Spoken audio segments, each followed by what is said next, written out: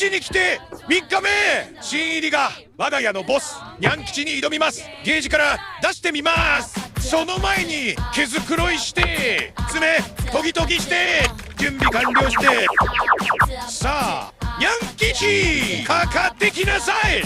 おりゃそこはあかんて。にゃん吉ビビってんのか。